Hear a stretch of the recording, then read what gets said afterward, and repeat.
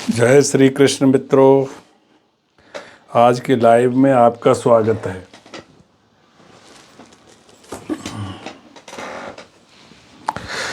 आइए आज हम चर्चा करते हैं। नई साल का पहला लाइव है, आपके प्रश्नों के उत्तर भी लेंगे और कुछ चर्चा भी करेंगे। तो इससे पहले कि मैं आपके प्रश्नों के उत्तर लूं, मैं कुछ बातें आपसे करना चाहता हूं। जय Shri Krishna Saurabh, Sukhdev, welcome to Ganesh, Sukhdev and Ganesh, सभी आपका स्वागत है।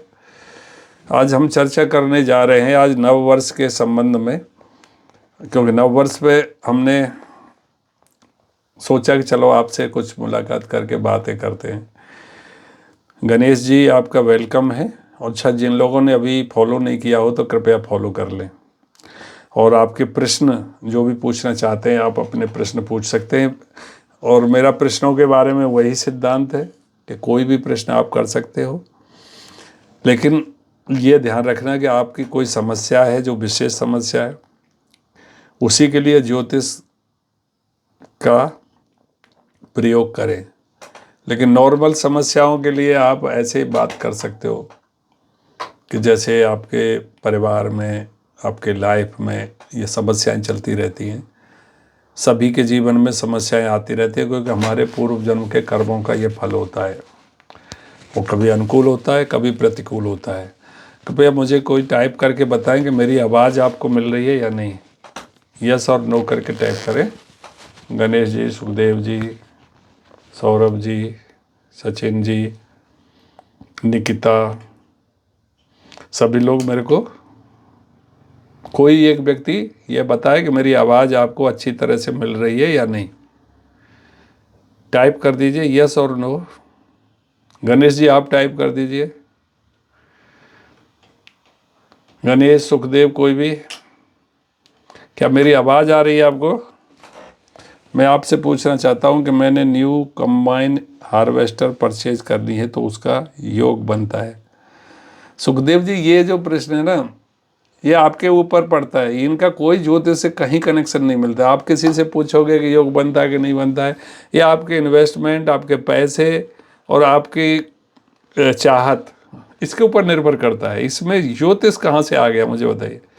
पैसे नहीं होंगे तो आप कहाँ से खरीद लोगे, और आपकी चाहत नहीं तब कहाँ से खरीद लोगे। इसलिए मैं हमेशा बात करता हूँ कि ज्योतिष का उपयोग तभी किया जाना चाहिए जब आपको देख रहे हैं कि आप इतने कोशिश कर लिया, पैसे भी हैं, सब कुछ है, फिर भी आप खरीद नहीं पा रहे हैं, तब इसका उपयुक्त योग होता है कि भाई क्या समस्या है। कहीं मेरे ग्रह योग तो कुछ ऐसा नहीं कर रहे जिसके कारण से मैं जो कुछ भी करना चाह रहा हूँ वो होता नहीं है। ये सारी चीज़ें, ये है प्रॉब्लम।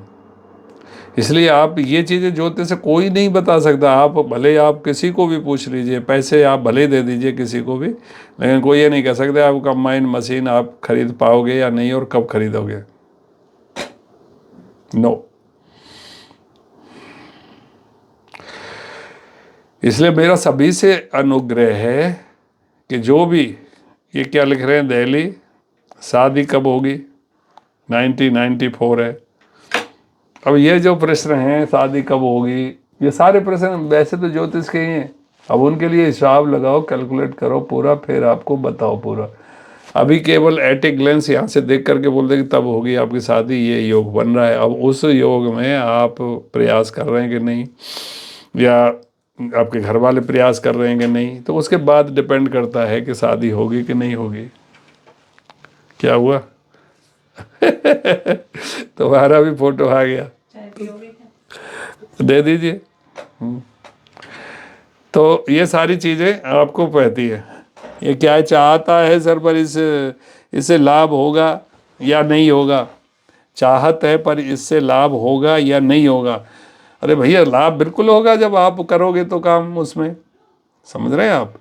देखिए एक बात बता देता हूँ आपको, तुलसीदास जी ने रामचरितमानस में लिखा है, हानि लाभ जीवन वर्ण यश अपयश विधि हाथ।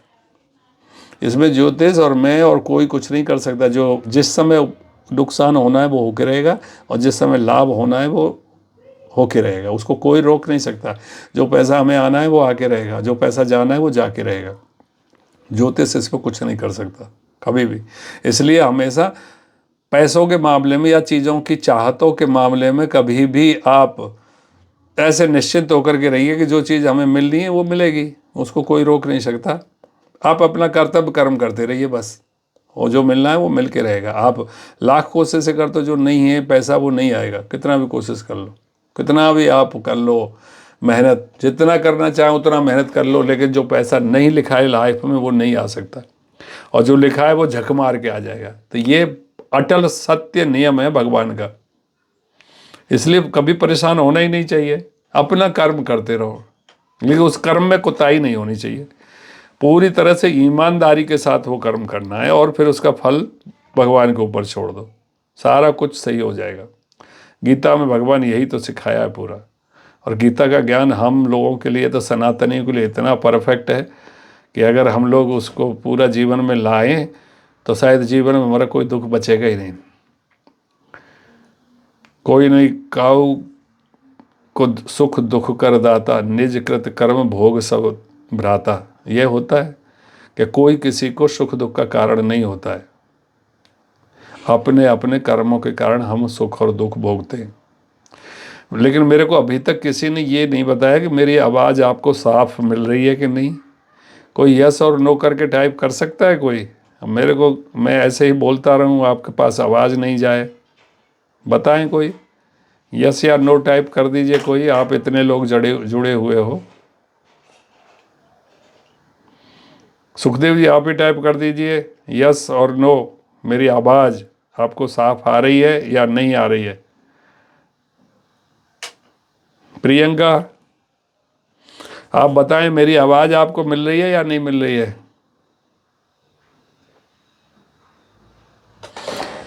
इसका मतलब मेरी आवाज़ नहीं मिल रही आप लोगों को।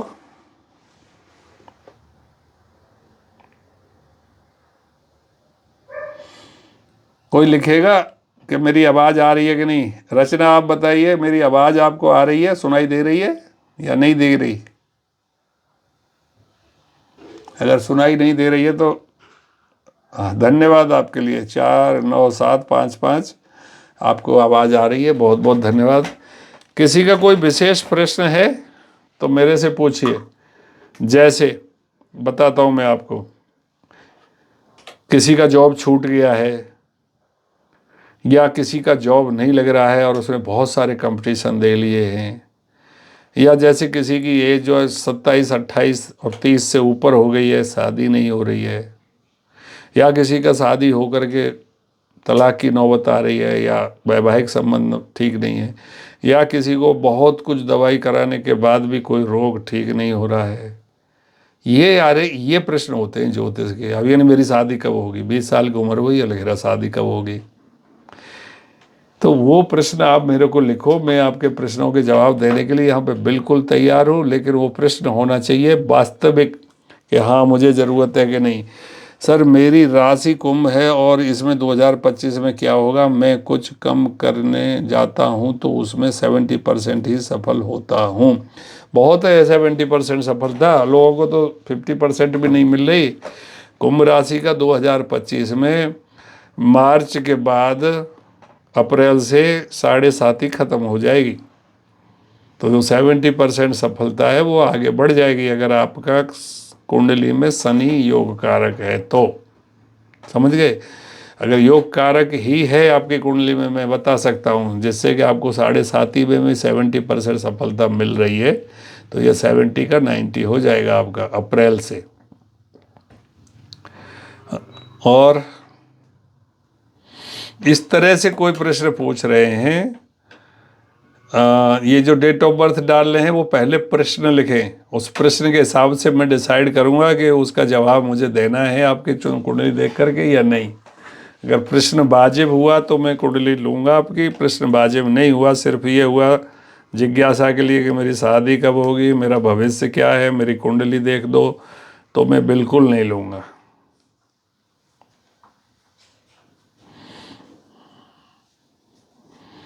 ये कौन है? मीनाक्षी जी, आपका डेट ऑफ बर्थ लिखिए। शादी है, अरेंज मैरिज, नेक्स्ट ईयर में क्या है? मैरिड लाइफ कैसी रहेगी? नेक्स्ट ईयर मेरी शादी है, अरेंज मैरिज। हाँ तो बढ़िया है, शादी कीजिए। आप पहले से ही क्यों चिंता अब अपने दिमाग में भरना चाहती है कि मेरी शादी कैसी रहेगी? वो तो उसके ऊपर डिपेंड करेगा ना कि आपके शादी जिसके साथ हो रही है उसकी कुंडली कैसी मैच हो रही है, क्या हो रहा है, उसके ऊपर बात करेंगे।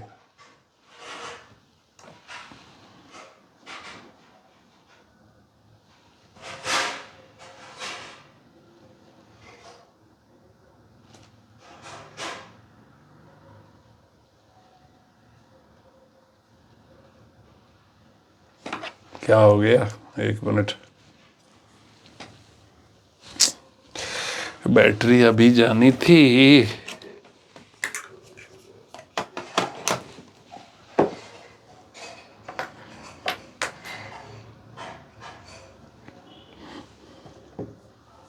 एक मिनट, थोड़ा चार्जिंग लगा दूं।